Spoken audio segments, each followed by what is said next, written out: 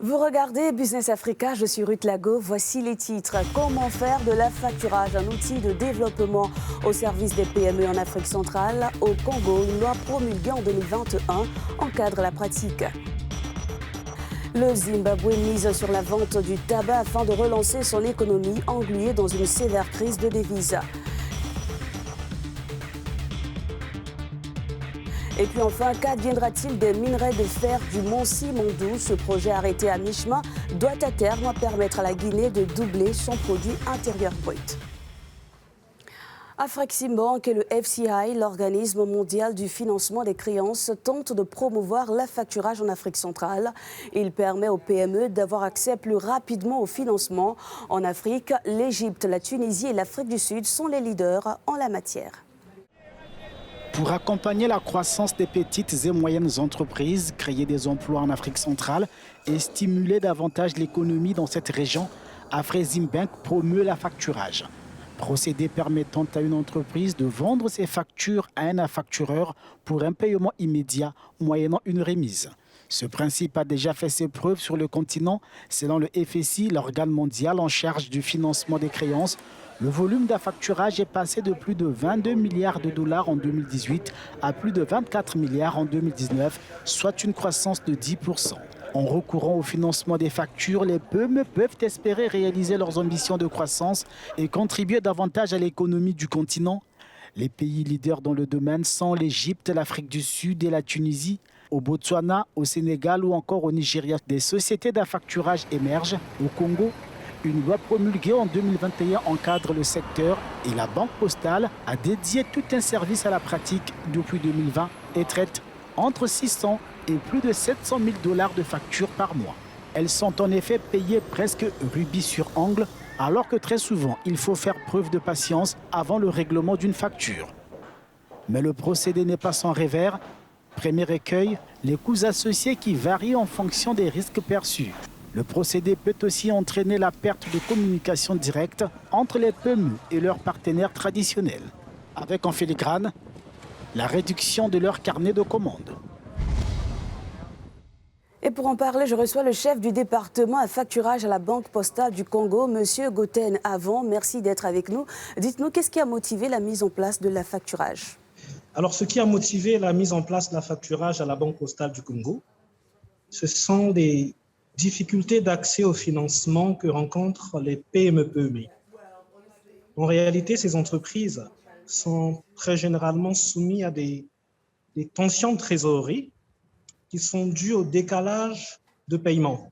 Je vous donne un exemple. Ces entreprises commercialisent avec d'autres entreprises, mais la réalité du marché montre que les paiements sont assez lents, parfois même 90 jours. Mais entre-temps, ces entreprises doivent faire face à certaines charges inhérentes à leur activité. Et là, beaucoup d'entreprises mettent la clé sous le paillasson. Elles vont se retourner vers les banques pour une ligne de découvert, pour une ligne de crédit. Mais les banques vont vous demander en ce moment-là des garanties hypothécaires. Et donc, la Banque postale du Congo a jugé opportun de jouer un rôle de sapeur-pompier en mettant en place ce mécanisme qui va permettre à l'entreprise de céder sa facture à la Banque postale du Congo, qui est un facteur, en contrepartie du financement, et cela très rapidement. Ça se fait dans les 24 heures, 48 heures maximum. Et quels sont les risques auxquels s'exposent les entreprises qui pratiquent l'affacturage? Toute activité comporte toujours des risques pour l'entreprise qui la pratique. Et dans le cas de l'affacturage, oui, il y a des risques auxquels il faut s'attendre et qu'il faut d'ailleurs mitiger et couvrir. Parmi ces risques, vous avez le risque de fraude. C'est le risque de se faire céder une facture frauduleuse ou tout simplement une facture qui aurait déjà fait objet d'une domiciliation dans une autre banque ou qui aurait déjà été cédée auprès d'un autre facteur. Donc ça, c'est un risque à prendre en compte dans ce métier. Il y a le risque de crédit, par exemple. Vous achetez une facture, une créance, et le débiteur qui a été cédé se trouve en faillite et ne peut donc pas payer le facteur. Si c'est de la facturage sans recours, mais il n'y a pas de recours possible auprès de l'adhérent ou du cédant de la facture.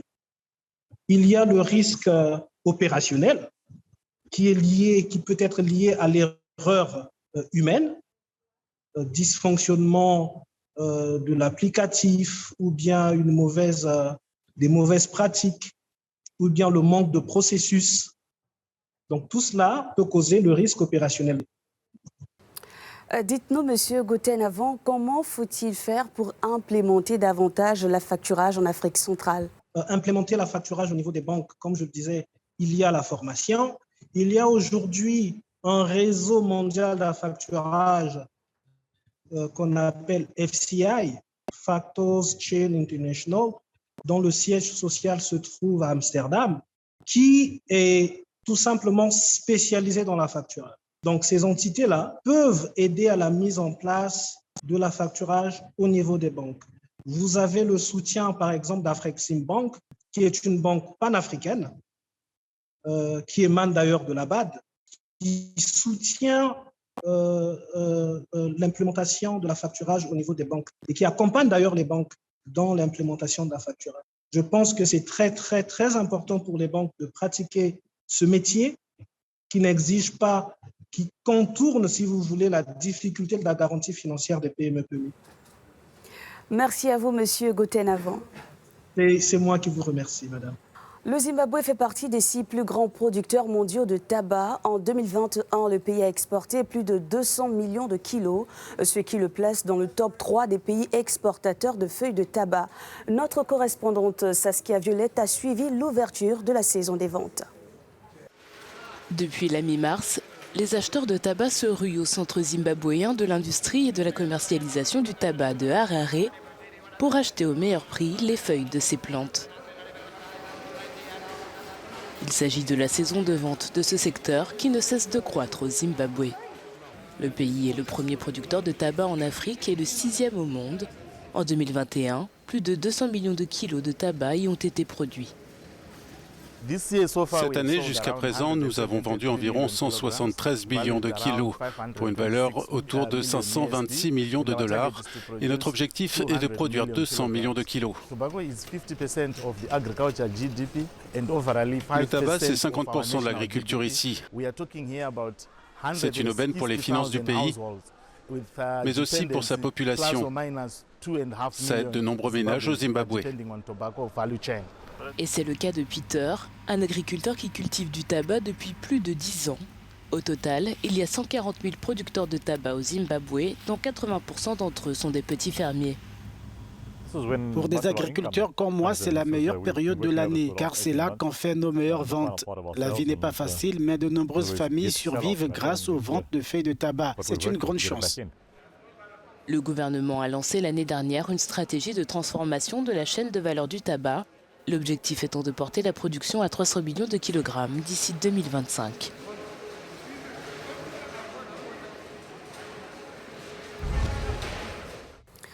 En Guinée, le mont Simandou regorgerait le plus grand gisement de fer non encore développé au monde, sauf que les travaux dans cette mine sont depuis des décennies au cœur des scandales répétitifs. Alors pourquoi la mine de Simandou est-elle si importante pour l'économie guinéenne et qu'est-ce qui bloque son achèvement?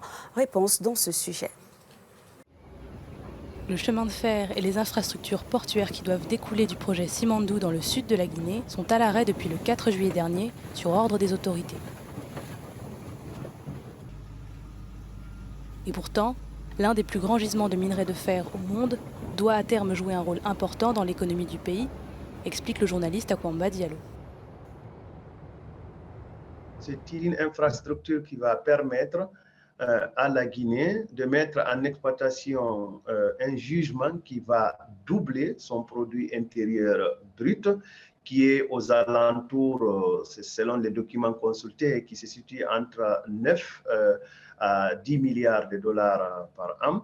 Donc, c'est une mine qui va révolutionner l'économie locale en termes de prévision de recettes pour l'État, donc pour le Trésor public. L'arrêt des travaux par les miniers Rio Tinto et le Winning Consortium, qui selon Conakry ont manqué de volonté pour mettre sur pied une co-entreprise, ne sera pas sans conséquences. l'emploi est menacé. Le projet Simandou, dans son volet bloc 1 et 2, ce n'est pas moins de 4800 emplois locaux. Et je pense que tous les États du monde sont souciés quand même de la protection de l'emploi, donc de la protection du pouvoir d'achat de ses citoyens. Ça, c'est la première des conséquences. La deuxième des conséquences, c'est que la Guinée, elle n'avait pas ce statut, mais ce statut va se dégrader davantage, c'est-à-dire qu'elle va, une fois de plus, rater la destination idéale des investissements étrangers directs. Selon les observateurs, Conakry doit faire des concessions en finançant par exemple sa participation de 15% dans l'entreprise de construction des infrastructures.